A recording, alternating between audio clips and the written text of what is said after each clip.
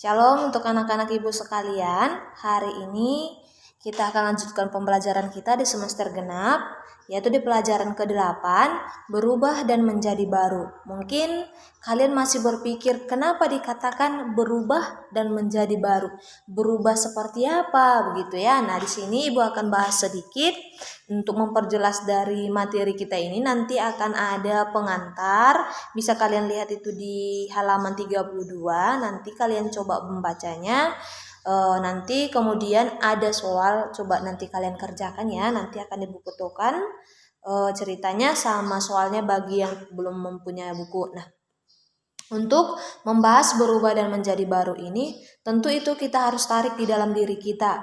Contohnya kemarin kita sudah belajar tentang pertobatan. Pertobatan bukan hanya berarti di omongan saja, namun pertobatan itu bisa kita lihat dari tingkah laku kita, dari tata bahasa kita, dari cara kita untuk melihat orang lain juga bisa, cara kita menyapa orang lain juga bisa. Nah, berubah dan menjadi baru ini ialah hampir sama dengan pembahasan tentang pertobatan, namun di sini itu lebih dibahas lebih rinci. Berubah bukan hanya sekedar kita mengatakan, contohnya begini, kita mengatakan kalau kita akan berubah, tetapi itu tidak terlihat dari apa yang kita lakukan. Itu yang pertama. Yang kedua, kita merasa diri kita ini bandel atau tidak baik.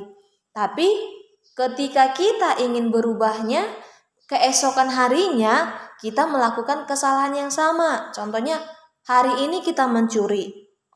Tetapi di dalam hati kita tidak akan mengulanginya. Nah, di beberapa hari kemudian kita mengulangi kesalahan yang sama. Nah, di situ kita tidak melakukan perubahan dan kita tidak menjadi baru. Menjadi baru maksudnya kita meninggalkan tingkah laku kita yang lama untuk berubah menjadi kita tidak mengulangi tingkah laku yang lama itu. Begitu. Kita harus bisa menjadi lebih baik lagi.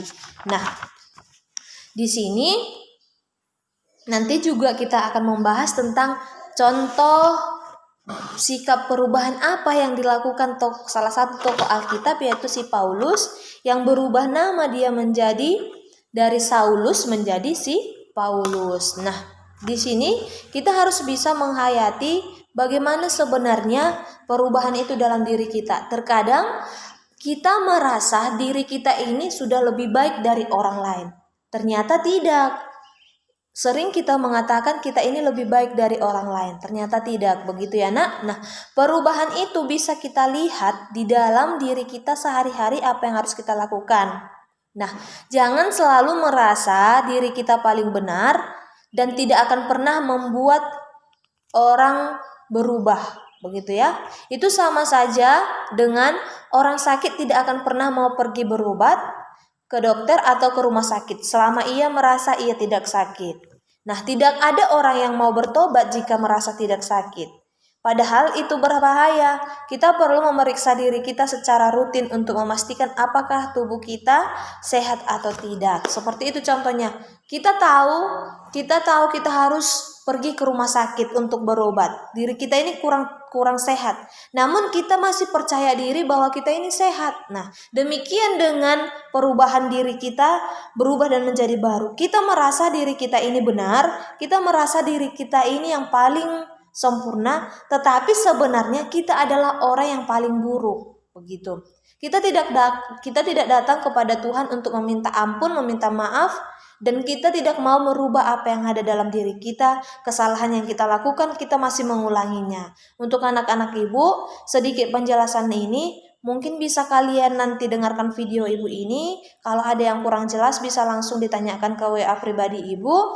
Dan untuk memperjelas dari materi ibu ini nanti ada seperti yang ibu katakan tadi, penjelasan ataupun cerita di buku ini. Sekian dan terima kasih. Shalom.